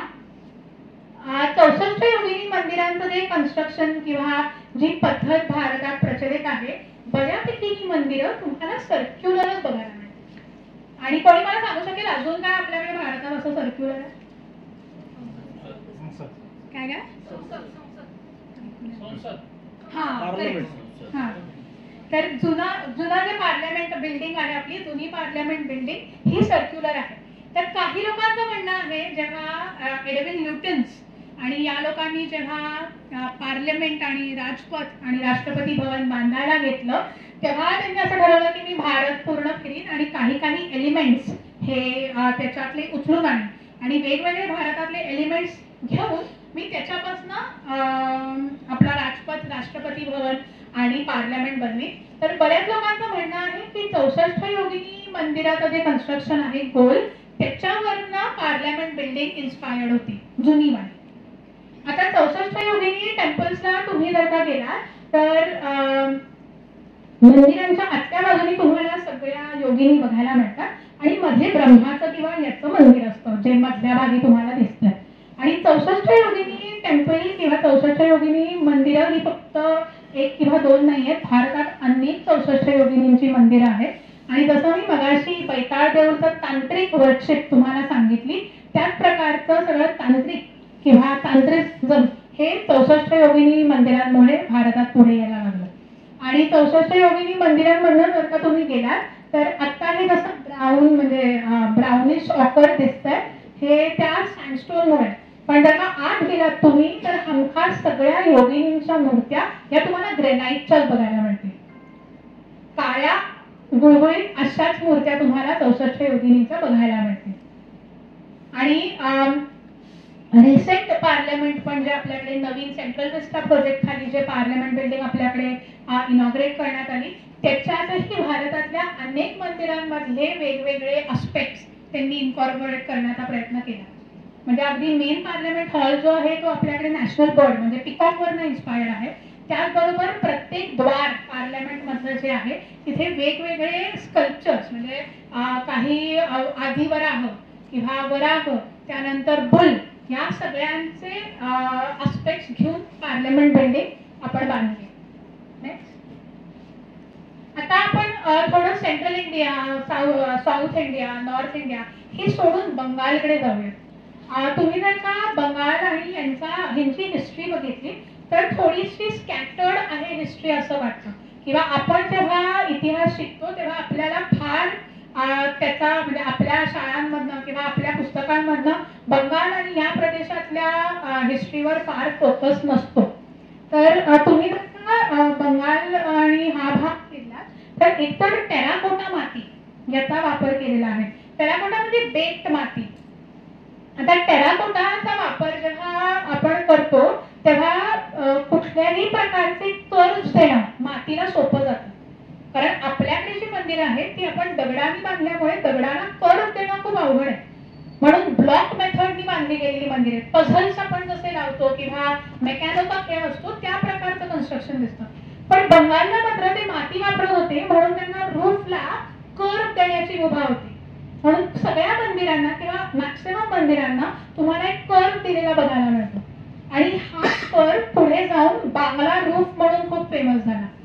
आणि मुघल जेव्हा आपल्याकडे आले तेव्हा त्यांना ते इतकं आवडलं की त्यांनी त्यांच्या पण अनेक कन्स्ट्रक्शन्स मध्ये, अनेक वेगवेगळ्या मॉन्युमेंट्स मध्ये बांगला रूफ हे घेतलेलं आहे. तर तुम्ही गेलात तर पंचयातन स्टाईल थोड्याफार प्रमाणात बघायला मिळते. वरच्या शिखराच्या आजूबाजूला बघा 4 छोट्या शिखर आहेतच. पंचयातन थोड्याफार प्रमाणात बघायला मिळतं, पण जो रूफचा प्रकार आहे तो पूर्णपैकी एक कर्व त्या रूफला दिला गेलेला. नेक्स्ट. आणि बांगला रूफ हे आता आपल्याला खूप ठिकाणी एक एस्थेटिक एलिमेंट म्हणून पण वापरलेलं बघायला मिळतं. त्यानंतर पंढरीथन टेम्पल. आता काश्मीरला तुम्ही जर का गेलात तर सुरुवातीपासून तिकडची जॉग्राफी ही खूप कॉम्प्लेक्स आहे. म्हणजे एकतर व्हॅली ठीक आहे, पण त्याचबरोबर स्नोफॉल, जसं आपण नॉर्थ इंडियात मगाशी म्हटलो की वॉटर इरोजन, साऊथ इंडियात म्हणलो विंड इरोजन, तसंच इथे स्नोफॉलची काळजी घेणं खूप गरजेचं होतं जर का मंदिरं तुम्हाला नीट ठेवायची होती.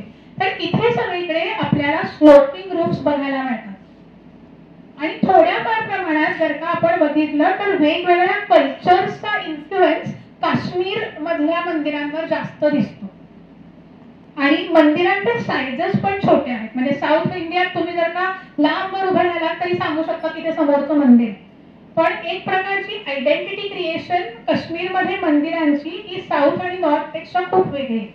हे पंढरीथन टेम्पल आहे, श्रीनगर पासून जवळ आहे, छोटं मंदिर आहे. आणि काश्मीरचा अजून एक हे असा की त्यावेळेला तिकडे अनेक प्रकारची कल्चर्स फ्लरिश होत होती, म्हणून कुठल्याही एका कल्चरचं डॉमिनन्स होऊ शकणं तसं अवघड होतं. सगळ्यांचं मिक्सर होतं, सगळ्यांचा काय म्हणू एक सोशल इम्पॅक्ट तितकाच स्ट्रॉंग होता. तर हे पंढरीथन टेम्पल. आणि काश्मीरला पण असे अनेक मंदिरांचे छोटे छोटे समूह आहेत.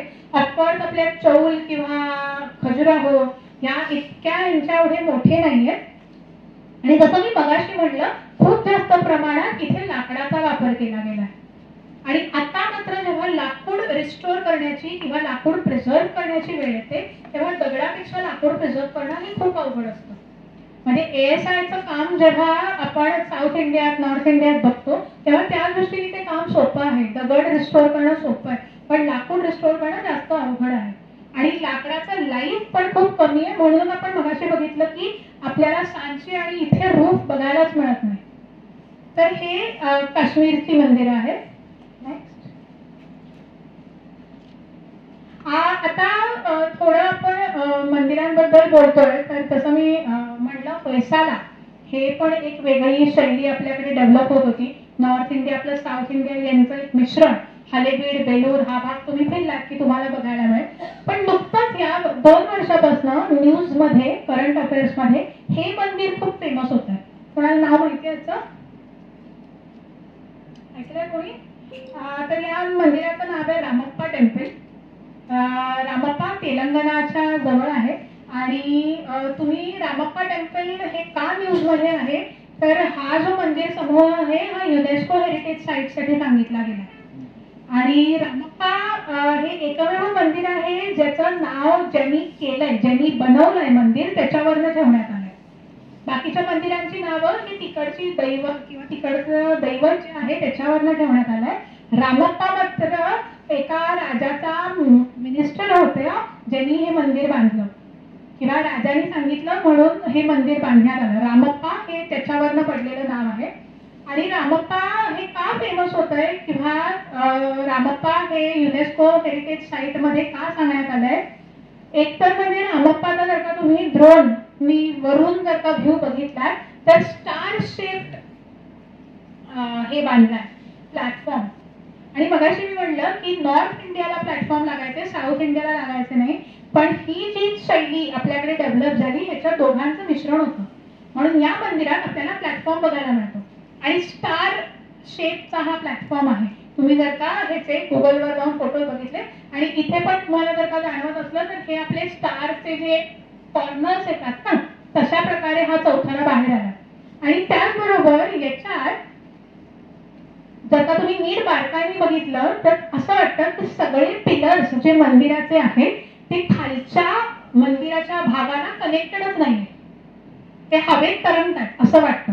पण हे का वाटतं तर त्यावेळेचं सायन्स आणि मटेरियल जे त्यांनी वापरलंय त्या मटेरियलमुळे त्याचा इफेक्ट हा फ्लोटिंग पिलर्स असा येतो आणि म्हणून त्या पिलर्सला फ्लोटिंग पिलर्स असं म्हणतात. नाहीतर खरं तर मंदिर हे पूर्ण अटॅचडच आहे. पण सायन्स आणि वॉट एव्हर टेक्नॉलॉजी त्यांच्याकडे तेव्हा जी अवेलेबल होती ती त्यांनी बेस्ट त्याचा वापर करून त्याच्यातनं अशी काहीशी क्रिएटिव्हिटी आपल्याला बघायला मिळते. आणि बाकीचं मंदिर जर का तुम्ही बघितलं तर ते सँडस्टोन आणि याच्यात आहे. पण जर का पिलर्सवरचे स्कल्पचर्स तुम्ही बघितले तर ते प्रॉमिनंटली ग्रेनाइट आहे, ब्लॅक दिसतात. तर हे पण मिक्सचर्स वापरायची, वेगवेगळी बिल्डिंग मटेरियल्स एकत्र करायची ही पण पद्धत आपल्याला इथे बघायला मिळते. रामप्पा नक्की जाऊन बघा. रामप्पाला आता आपल्याला अजून एक गोष्ट बघायला मिळते की गर्भगृहाच्या फक्त समोरच्या बाजूनी एंट्रन्स नाही तर 3 बाजूनी एंट्रन्स आहे. आणि आता भारतातल्या अनेक मंदिरांमध्ये म्हणजे 2 प्रकारची मंदिर असतात. एक तर लाईव्ह मंदिर असतं, लाईव्ह टेम्पल्स म्हणजे जिथे आजही देवाची पूजा चालू आहे, अभिषेक चालू आहे, लाईव्ह मंदिर, लोक येतात, दर्शन घेतात. आणि काही मंदिरं ही फक्त मॉन्युमेंट्स म्हणून ठेवलेली असतात, जसं की कोणार्कचं सन टेम्पल. कोणार्कला आता कोणाची पूजा वगैरे होत नाही पण फक्त एक मॉन्युमेंट म्हणून त्या मंदिराकडे आपण बघतो. पण आता अनेक मंदिरांमधून तुम्हाला हे दिसेल की मेन गर्भगृहाकडे जाणारा जो रस्ता असतो तो बऱ्याच वेळेला सिक्युरिटी रिझनसाठी बंद असतो आणि आजूबाजूच्या दारातनं आपल्याला घेऊन जातात. जसं की जगन्नाथपुरीला पण तुम्हाला बाजूच्या दारातनं आत जावं लागतं. पण ही कल्पना आपल्याला फक्त इथे बघायला मिळते की आता एका मंदिराला एकच एंट्रन्स न ठेवता 2-3 बाजूनी एंट्रन्स आपण ठेवू शकतो. तर प्रत्येकाने पहिलं मंदिर म्हणजे त्याच्या आधीचं मंदिर बघून पुढच्या मंदिरात स्वतःची क्रिएटिव्हिटी वापरून छोटे छोटे बदल केले आणि अशीच डेव्हलपमेंट मंदिर बांधण्यात आपल्याला पुढे बघायला मिळते. नेक्स्ट,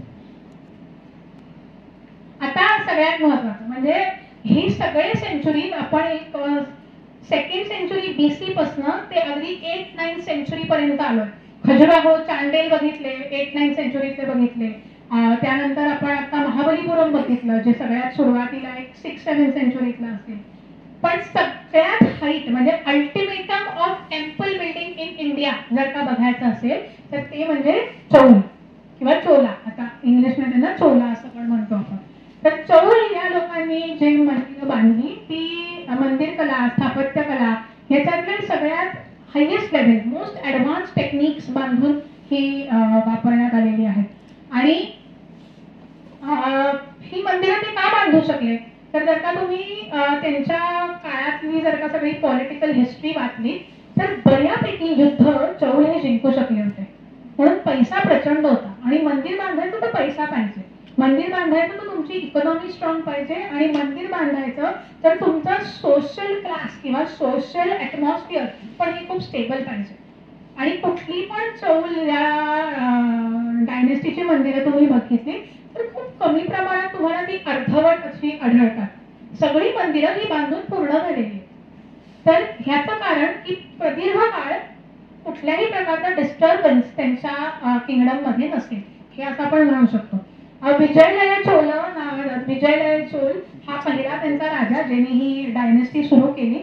मात्र टेम्पल बिल्डिंग किंवा मंदिर बांधणं हे 2 राजांच्या काळात खूप पुढे आलं. एक राजराज ज्याच्या नावाने राजराजेश्वर टेम्पल आहे आणि त्याच्यानंतरचं राजेंद्र बांध ज्याच्यामुळे बृहदेश्वर मंदिर हे फेमस आहे.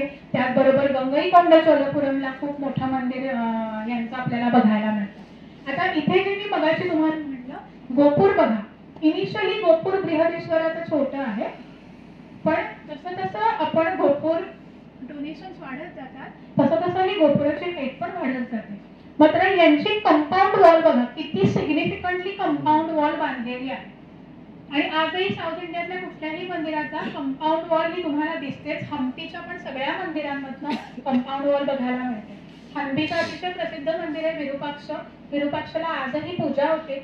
तर विरूपाक्ष मंदिरात पण तुम्हाला कंपाऊंड वॉल प्रॉमिनंटली बघायला मिळते. वर गेल्यानंतर विठ्ठल हजारा मंदिरात पण तुम्हाला कंपाऊंड वॉल बघायला मिळते.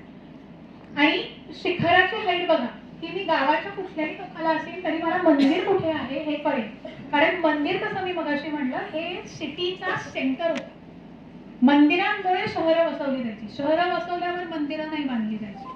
आणि काही ठिकाणी आपल्याला चौलराजे जेव्हा मंदिरं बांधत होते असाही उल्लेख मिळतो की कुठून कुठून लांबून क्रेन सारखी टेक्नॉलॉजी वापरून दगड आणण्यात आले आणि ते मंदिरांवर ठेवण्यात आले. तर तेव्हा सायन्स टेक्नॉलॉजी ही बऱ्यापैकी प्रमाणात खूप पुढे गेलेली होती. नाहीतर तसं मोनोलिथिक बांधणं ही मंदिरं खूप अवघड आहे, ते शक्य नाही. कारण मंदिराचा आवाज बघता आपल्याला इथे वेगवेगळे कंपोनंट, जसं आता मेट्रोचे पिलर बांधताना आपण बघतो की गर्डर्स बाहेर आणले जातात, त्या प्रकारचा म्हणजे 5x5 कन्स्ट्रक्शन आपल्याला यांच्या काळात बघायला मिळतं. आणि जर का मंदिराचा आकार बघितलं तर त्या काळात आपल्याला आता साऊथ इंडियात टँक्स किंवा काय म्हणतो आपण त्याला, म्हणजे आपले मंदिराच्या बाहेर जे आपल्याला पुष्करणी, जसं हम्पीला आपल्याला छोटे वॉटर टँक्स बघायला मिळतात, ही पद्धत सुरू झाली की मंदिरात जायच्या आधी पायावर पाणी घेऊन मंदिरात जायचं. तर बाहेरच्या बाजूला होली टँक्स आपल्याला अनेक मंदिरांमध्ये बघायला मिळतात. तुम्ही जर का हम्पीला जाताना विठ्ठल हजारा टेम्पलकडे जात असला तर बाजूला एक स्टेपवेल बघायला मिळते, पुष्करणी नावाची. अतिशय देखणी अशी स्टेपवेल आहे. पण हे जे काही बाहेर कुंड बांधली जायची पाण्याची छोटी छोटी, हे नॉर्थ इंडियात एवढं बघायला नाही मिळत. नॉर्थ इंडियाच्या कुठल्याही मंदिरांमध्ये पाणी असं डायरेक्ट तुम्हाला बघायला नाही मिळणार. हा, असं असू शकतं की एखाद्या नदीच्या किनाऱ्यावर मंदिर बांधलं आहे, पण डायरेक्ट मंदिरात कुठेतरी टँक आहे किंवा कुठलं तरी कुंड आहे छोटं, असं फारसं आपल्याला बघायला मिळत नाही. ते प्रॉमिनंटली साऊथ इंडियाचंच फीचर होतं. अनेक मंदिरं जर का तुम्ही बघितली तर त्यांचं म्हणजे त्यांची प्लेसमेंट ही नदीच्याच किनारी आहे. म्हणजे अगदी बालाजीचं मंदिर असेल किंवा बृहदेश्वर असेल, ही सगळ्या छोट्या छोट्या नद्या घेऊन त्यांच्या किनाऱ्यावर बसवलेली मंदिर आहेत. कारण सिव्हिलायझेशन हे नदीच्याच काठी होऊ शकतं, ही आयडिया तेव्हाही अजूनही होती. म्हणून नदी, मंदिर आणि मग शहर असं एक आपल्याला लिंकिंग सगळ्या ठिकाणी बघायला मिळतं. बाजूला तो मी दाखवलाय तो विठ्ठल टेम्पल हम्पीचा फोटो आहे. का दाखवलाय तर काही सोशल नॉर्म्स किंवा काही सोशल आयडियाज या त्या काळी किती पुढे गेलेल्या होत्या ह्याचं हे उदाहरण आहे. इथे एक वॉरियर दाखवलेलं आहे, पण या वॉरियरचं वैशिष्ट्य आहे की शी इज अ लेडी. म्हणजे एक बाई घोडा चालवताना इथे कार केलेली दाखवलेली आहे. तर ह्या प्रकारचा कुठल्याही प्रकारचा जेंडर बायस तेव्हा नव्हता किंवा जेंडर पॅरिटी समाजात जास्त होती.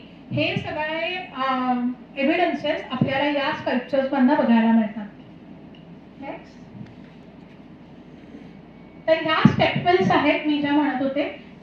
तुम्ही जर का राजस्थान, गुजरात या भागांमध्ये फिरलात तर सध्या राणी की वाव ह्या स्टेपवेल्स खूप फेमस होतात. राजस्थानमध्ये पण अनेक स्टेपवेल्स आहेत. जयपूरला जर का तुम्ही आमेर फोर्ट आणि ह्या फोर्टच्या आजूबाजूला फिरलात तर तिथे पण खूप स्टेपवेल्स आपल्याला बघायला मिळतात. पण या स्टेपवेल्सचा सिग्निफिकन्स काय असतो, एक तर आहे जर का तुम्ही ह्या गाईड्स आणि म्हणजे लोकल गाईड्स बरोबर फिरलात तर ते तुम्हाला असं सांगतील की bathing was the main purpose. म्हणजे आंघोळी करता या स्टेपवेल्स वापरल्या जायच्या. आणि त्याचबरोबर खूप चांगलं टेक्निक आहे रेन वॉटर हार्वेस्टिंगचं.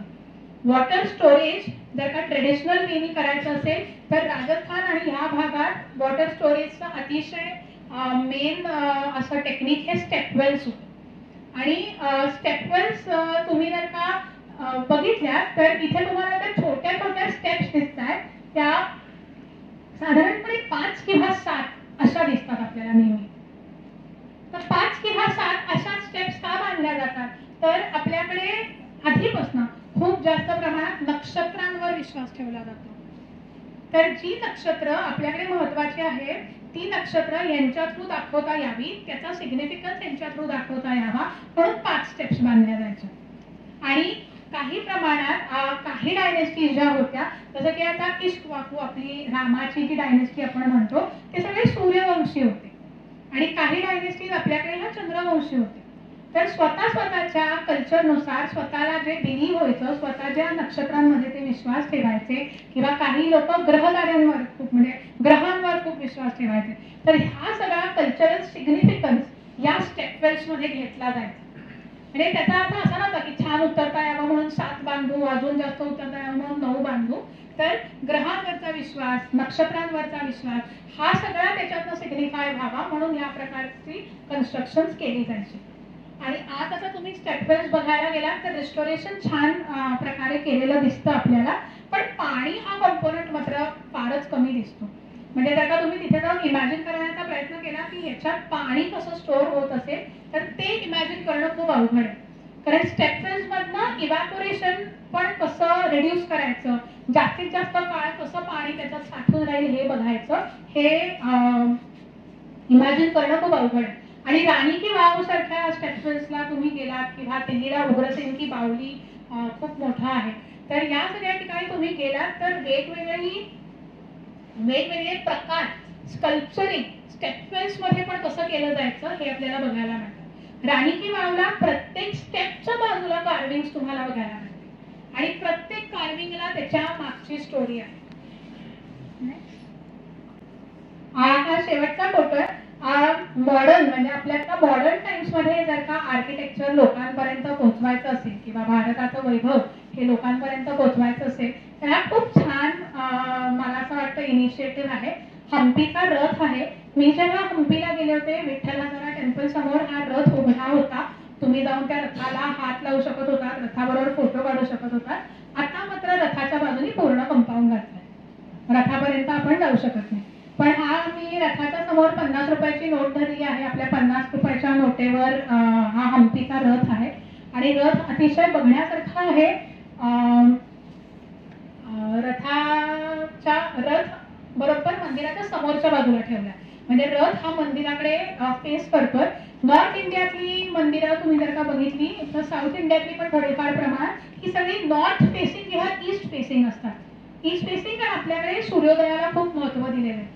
आणि जो आत्ता नुकता आपण राम मंदिराचा आपण सूर्याच्या किरणांनी केलेला अभिषेक बघितला तर ही कल्पना तेव्हापासून चालत आली की सूर्याची किरणं ही गाभाऱ्यात पडली पाहिजेत, नॅचरल लाईट हा मंडपातनं आत आला पाहिजे. तर हा असा एक फोटो काढला. जेवढ्या नोटांवरच्या जागांवर मी गेली तर मी सगळीकडे नोट समोर ठेवून फोटो काढते. तर तुम्ही वेळ काढा जर का तुम्हाला एक गोष्ट इथे सांगायची, मगापासून मी म्हणते की मंदिरांबरोबर शहरं वसवली जायची, ह्याचं हे खूप छान उदाहरण आहे. तुम्हाला रथाच्या मागे छोट्या छोट्या खोल्या दिसत असतील तर त्या खोल्या नसून ते मार्केट प्लेस आहे. तुम्ही जर का हम्पीला विरूपाक्ष मंदिराच्या समोर पण उभे राहिलात तर तुम्हाला दोन्ही बाजूनी खूप मोठी मोठी अशी कंपार्टमेंट बघायला मिळतात. तर ते काय आहे तर आता जसं आपल्याकडे विक्री बाजार भरतो किंवा मंडई असते आपली, तर त्या प्रकारची जागा ही त्यांच्या राजाने त्यांना प्रोव्हाइड केलेली आहे. तर दोन्ही बाजूनी लोकांना बसता यावं, मार्केट सुरू राहावं म्हणून तयार केलेली ही जागा आहे. तर शहरं मंदिराच्या आजूबाजूला कशी व्हायची ह्याचं हे उदाहरण आहे. एक शेवटचं सांगते, हे आपलं राष्ट्रपती भवन आहे. हे मी का घेतलंय तर मी जसं म्हणलं आपण मंदिरं ही मॉडर्न डे मध्ये कशी आपल्याला आपल्या आर्किटेक्चर मध्ये घेता येतील ह्याच्याकरता मी हे उदाहरण घेतलं. सगळ्यात महत्त्वाचं आपण ऍक्च्युली भारतातलं आर्किटेक्चर हे कसं डेव्हलप झालं याच्यातला खूप मोठा काळ बघितलाच नाही, जो की मुघलांनी काही वेगवेगळ्या गोष्टी आपल्याकडे आणल्या. आपण आता फक्त मंदिर शास्त्र आणि स्थापत्यकला एवढंच बघितलं. तुम्ही जर का राष्ट्रपती भवन बघितलं तर सगळ्यात मध्ये तुम्हाला एक ध्वजस्तंभ दिसतो समोर सेंटरला. तर ध्वजस्तंभ हा मंदिरांमधनं इन्स्पायर झालेली गोष्ट आहे. स्टेट राष्ट्रपती भवन हे आपलं सेंटर आहे असं सांगण्याचा जो सिग्निफिकन्स आहे, असं सांगायचं आपल्याला जे लोकांना, ते या ध्वजस्तंभावरनं कळतं. आणि त्याच्या मागे तुम्हाला राष्ट्रपती भवन दिसतं. आता राष्ट्रपती भवनाच्या समोर जे काही तुम्हाला 4 भागातलं हे दिसतंय त्याला चारबाग स्टाईल असं म्हणतात. चारबाग स्टाईल हे तुम्हाला कुठे बघायला मिळेल तर हुमायून्स टूम दिल्लीचा बघितला किंवा ताजमहाल हा बघितला. चारबाग स्टाईल शालीमार गार्डन काश्मीरचं बघितलं तर चारबाग ही आपल्याकडे मुघलांनी आणलेला प्रकार आहे आर्किटेक्चर, की चारी बाजूनी गार्डन्स असतील आणि गार्डन्सच्या मधून पाणी वाहेल. पण पाणीच व्हायला पाहिजे असं काही नाही, तुम्ही तिथे चालायला रस्ते पण करू शकता. तर हे चारबाग स्टाईलनी बांधलेलं आहे. चारबागच्या मधोमध आपल्याला ध्वजस्तंभ दिसतो आणि मागच्या बाजूला चारबागच्या एंडला राष्ट्रपती भवन दिसतं. तर अशा प्रकारचे छोटे छोटे एलिमेंट्स हे आपलं इंडियन कल्चर दाखवायला घेतलं जातं. किंवा सारनाथचा पिलर सत्यमेव जयते जे आपलं नॅशनल एम्ब्लम आहे ते देखील सारनाथच्या कॅपिटल पिलरवरनं आपण घेतलेलं आहे. तर या सगळ्या छोट्या छोट्या गोष्टींनी आजचं पण मॉडर्न आर्किटेक्चर हे इन्स्पायर्ड आहे. तुम्हाला वेळ मिळाला तर राम मंदिर पण कसं बांधलंय हे नक्की वाचा, कारण त्याच्यात पण अनेक आपण वेगवेगळ्या भागातले छोटे elements best of the best मंदिर तयार करायला वापरलेलं आहे. एक आर्किटेक्चरल मार्बल म्हणून त्याच्याकडे बघण्याचा प्रयत्न करा. तर मला असं वाटतं मी आता इथे थांबते आणि तुम्हाला काही सांगायचं असेल तर नक्की सांगा, ऍड करा. प्रश्न असतील तर तुम्ही विचारा, मी उत्तर द्यायचा प्रयत्न करते. यातली बरीचशी मंदिरं मी फिरलोय, पण तरी नव्याने ऐकायला मिळालं. एक ती म्हणाली म्हणून काही 2-3 गोष्टी ऍड करतो. आपण शनिवारवाड्याच्या सान्निध्यात बसलेलो आहोत. नाही, मला वाटतं येतोय आवाज. सान्निध्यात बसलो आहोत आपण. इथे बाजूला शनिवारवाडा आहे, त्यामुळे मराठी सत्तेचा यातला या काही महत्वाच्या मंदिरांमधला थोडासा सहभाग एक 2-3 मिनिटात सांगतो. खजुराहोचं जे कोणार्कचं जे मंदिर आहे ते माझ्या आठवणीप्रमाणे किंवा माहितीप्रमाणे साधारण 14व्या शतकात बांधण्यात आलं. त्याच्यात तो अतिप्रचंड बांधण्यात आल्यामुळे काही दोष राहिले असतील, त्याची पडझड झाली, पुढे ते पडायला लागलं. मग ते अशुभ संकेत, मग तिथे कोणी येईना आणि पुढच्या 150-200 वर्षात तिथे अक्षरशः रान माजलं, कोणीही जाईना. तिथे पूर्ण सिक्लुडेड परिसर, बंद असं हे थोडं हे झालं, लोकांच्या नजरेतनं पूर्ण दूर. त्याच्यानंतर नानासाहेब पेशवे जेव्हा हे झाले, पेशवे झाले नानासाहेब, तर पहिल्या बाजीरावांनी उभारलेल्या पायावर त्यांनी मराठी सत्तेचा प्रचंड विस्तार केला. नागपूरकर भोसल्यांच्या सहकार्याने त्यांनी ओडिसात एक मोहीम राबवली साधारण 1753च्या सुमारास. आणि त्या मोहिमेत तिथे सैन्य जेव्हा आगेकूच करत होतं तेव्हा तिथे मुक्काम पडला आणि त्यांना काही असे अवशेष विचित्र दिसायला लागले. मग त्यांनी शोध घेतला तर तिथे असं काही प्रचंड मोठं मंदिर होतं असं त्यांच्या लक्षात यायला लागलं. मग ती मोहीम स्थगित करून 1-2 महिने तिथे मुक्काम ठेवून त्या संपूर्ण मंदिर परिसराचा स्वच्छता किंवा रिस्टोरेशन शक्य होईल तेवढं त्या सैनिकी लष्करी मोहिमेत मराठी फौजेने, नागपूरकर भोसल्यांच्या फौजेने केलं आणि म्हणून ते मंदिर पुन्हा जगापुढे आलं. त्यामुळे ते मंदिर रिडिस्कवर करण्यात या इथल्या शनिवारवाड्याच्या मराठी सत्तेचा सहभाग आहे. नंतर तिथे तर पूजा अर्चा बंद पडली होती, सगळं म्हणजे पुन्हा होणं शक्य नव्हतं, म्हणून तिथला गरुड स्तंभ मराठ्यांनी नेऊन जगन्नाथपुरीचं जे मंदिर आहे त्याच्यासमोर स्थापन केला. तो आजही आहे. तुम्ही कोणी जगन्नाथपुरीला गेलात तर तो गरुड स्तंभ बघा. तो मराठे फौजेनी याच्यातनं कोणार्कच्या मंदिरातनं आणून तिथे स्थापित केलेला आहे. हे एक छोटंसं ॲड करायचं होतं. नंतर बृहदीश्वर मंदिर हे अद्वितीय मंदिर आहे, तर त्यातही मराठी सत्तेचा सहभाग आहे. आपल्या शिवाजीराजांचे सावत्र बंधू जे दक्षिणेला गेले आणि जिंजी, तंजावर, वेल्लोर वगैरे भागात त्यांनी राज्य स्थापन केलं, तर त्या मंदिराची, बृहदेश्वर मंदिराला माझ्या आठवणीप्रमाणे 3 गेट्स आहेत आणि 3 गेट पार करून आपण आतमध्ये जातो. तर त्यातलं जे मला वाटतं आउटर मोस्ट गेट किंवा मधलं गेट हे त्या 1000 किंवा हे बांधलं असेल आउटर मोस्ट गेट साधारण 200-300 वर्षापूर्वी, पण त्यावेळच्या 700-800 वर्षापूर्वी बांधल्या गेलेल्या मूळ बृहदेश्वर मंदिराला साजेचं असं ते गेट मराठ्यांनी बांधलं तेव्हा जे कोण तिथले सत्ताधीश होते त्यांनी. तर हे गेटही म्हणजे आपल्याला वाटतं की ते मूळ ह्याच्यातलं आहे, पण ते साधारण मे बी 17व्या-18व्या शतकात मराठी तिथल्या राजांनी बांधलंय. त्याच्यानंतर आतमध्ये आपण गेल्यावर उजव्या बाजूला अनेक शिलालेख आहेत. जो 25 टनाचा मोनोलिथ नंदीचा मंडप आहे त्याच्या उजव्या बाजूला. तर तुम्ही आत जाल तेव्हा ते शिलालेख बघताना तिथे मराठीतला शिलालेख आहे आणि त्यात शरफोजी राजे साधारण 1875च्या सुमारास ते होते तिथले. शरफोजी राजे आणि त्यांचे हे आणि असं बराच त्याच्यात म्हणजे पूर्ण मराठीत तो अशी एवढी शिला आहे आणि त्याचं मराठी शिलालेख आहे. त्यावेळेचं काय ते लिहून ठेवलंय. मी फोटो घेतलेत त्याचे. तर तुम्ही बृहदीश्वर मंदिरात गेलात तर ह्या 2 गोष्टी आवर्जून बघा की ज्या मराठी सत्तेच्या किंवा मराठी यांच्या सहभागातनं तिथे थोडंफार राहिले आहेतच म्हणजे. आणि आपण पेशव्यांच्या किंवा त्यावेळेच्या 18व्या शतकातल्या सत्ता केंद्राच्या सान्निध्यात बसलेलो आहोत, त्यांचीही थोडीशी कृतज्ञता मनात व्यक्त करा. धन्यवाद.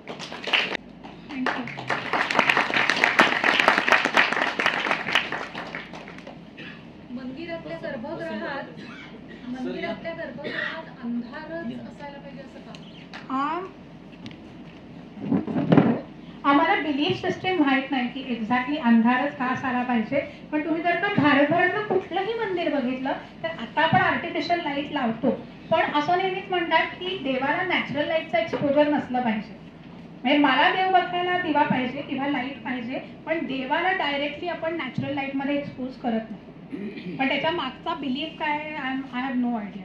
हे कोणाला माहित असेल तर गणपतीचा गाभारा पूर्ण अंधारातच आहे. हो, सगळेच गाभारे अंधारात असतात. जैन लोकांची मेडिटेशन सेंटर आहे ते सुद्धा खाली मंदिराच्या भोवती शहर, नंतर तुम्ही नदी मंदिर शहर, ही कल्पना कशी काय वेगवेगळी? नाही, आपल्याला म्हणजे आपण जेव्हा जेव्हा सिव्हिलायझेशन बघतो, अगदी हरप्पा पण तुम्ही बघितलं तरी सेंटर ही नदी आहे, कारण पाणी लागतं सिव्हिलायझेशन. अगोदर तुम्ही साऊथची मंदिर की आधी मंदिर आहे, मग हा, त्याच्या पण तुम्ही पण जी मंदिरं पण बांधण्यात आली तो हाच विचार करून बांधली की नदी कुठे आहे, कारण पाण्याचा स्रोत असणं हे खूप गरजेचं आहे. म्हणून आधी नदी कुठे आहे हे बघितलं गेलं, मग मंदिरं वसवली आणि मग मंदिराच्या हेनी आजूबाजूला शहरं वसवण्यात आली. आपण काही ठिकाणी नदीच्या बाजूला मंदिर आहे, त्यांनी शहर त्याच्या पूर्व बाजूला. हो, पण ते आता मॉडर्न टाइम्स. तुम्ही जर का अगदी त्या काळाचं सेटलमेंट बघितली तर मंदिर हे सेंटरला, कारण सगळं काही ते अगदी काय म्हणू, आपल्या रोजची गुरुकुलं असतील ती मंदिरात भरायची, नाट्यमंडपम मंदिरात होती, तर ज्या रिक्रिएशनल ऍक्टिव्हिटीज असतात म्हणजे डान्स असेल, गाणं असेल, नाटक असेल, हे पण सगळं मंदिरात व्हायचं. आता प्रसाद मंडपम मी जर का म्हणलं तर लोकांना जेवायला सुद्धा मंदिरात मिळायचं. आणि आता मंदिर ही कल्पना खूप बदललेली आहे. आपण जी मंदिरं बघतो ती खूप पुढे गेलं या सगळ्याच्या. म्हणजे एक मंदिराकडे आपण आता खूप कमी ह्यानी मला असं वाटतं काय म्हणू, एक स्टेट मॉन्युमेंट किंवा एक स्टेट फॅसिलिटी म्हणून आपण कोणीच आता मंदिराकडे बघत नाही. पण त्या काळी जर का तुम्हाला राहायला घर नसायचं तर मंदिरांमधनं होमलेस या लोकांना घरं मिळायची, म्हणजे राहायला मिळायचं. तर किंवा आजूबाजूचे भिकारी असतील ज्यांना रोज जेवायला मिळत नसेल, अशा लोकांना पण मंदिरांमधनं एंट्री होती जिथे त्यांना प्रसाद दिला जायचा. तर मंदिर हे ऑल पर्पज होतं, म्हणजे देवाची पूजा, तिथे देव हे एक भाग झाला, पण बाकीच्या ऍक्टिव्हिटीज, मार्केट प्लेस जसं मी हम्पीतलं म्हणलं, हे सगळं मंदिरांकडे होत होतं. खजुराहोचं जे मंदिर ते लक्ष्मण विष्णू म्हणून लक्ष्मणाचं मंदिर आहे का? नाही, विष्णूचं नाव मंदिर आहे. लक्ष्मण तुम्ही लिहिलं होतं, त्याचं नाव लक्ष्मण मंदिर आहे ना. त्याच्यामुळे लक्ष्मणाचं मंदिर कुठे बघण्यात आलं नव्हतं. लक्ष्मण मंदिर त्याला म्हणतात, पण आत मूर्ती मात्र विष्णू आणि अशी आहे. त्याचा काही असं इतिहास नाही. नाही, म्हणजे आता राजा राणी टेम्पल पण ओडिशाला जर का तुम्ही गेलात ना तर मला असं वाटायचं आत शिवपार्वतीची मूर्ती आहे, पण असं काही नाहीये. दगडाचं नाव ओडिसी भाषेत आहे, त्याचा अपभ्रंश होऊन राजा राणी त्याला म्हणण्यात येतं. ते दगडाच्या नावावर नाही की दगड जो वापरण्यात आलाय त्याला राजा राणी असं नाव आहे, म्हणून त्या टेम्पलचं नाव राजा राणी. आत कुठलीच मूर्ती राजा राणीची नाही. हर्षदाने अतिशय उत्तम माहिती दिली. आज खाली मी पूर्वी 2-3 लेक्चर्स अटेंड केली आहेत. उत्तम फोटोग्राफर आहे, अभ्यासक आहे, प्रवासी आहे आणि या सगळ्याचं सार तिच्या लेक्चरमध्ये दिसतं. खूप आनंद आला.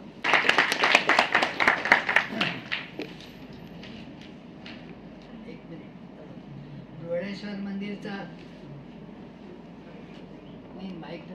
डोळेश्वर मंदिरचा नंदी पण खूप एक प्रचंड मोठा आहे आणि ह्याच्यामध्ये तुम्ही एक कुंभकोणम आणि चिदंबरमचं नटराज हे ऍड केलं असतं तर बरोबर खूप प्राचीन आहे आणि मी स्वतः बघितलेले आहे. आणि तुम्ही जसं म्हणता तसं तर चिदंबरमच्या नटराजला आपण पूर्ण अंधारात आहे, समय लावल्याशी आपल्याला दिसत नाही, गुरु असंच आहे. पंचायतन असं तुम्ही म्हणत होता की आमच्या तोंडात पंचायतनच शब्द आहे. पंचायतन पटत पण त्या इंग्लिश मीडियम मधून शिकलेल्या आहेत.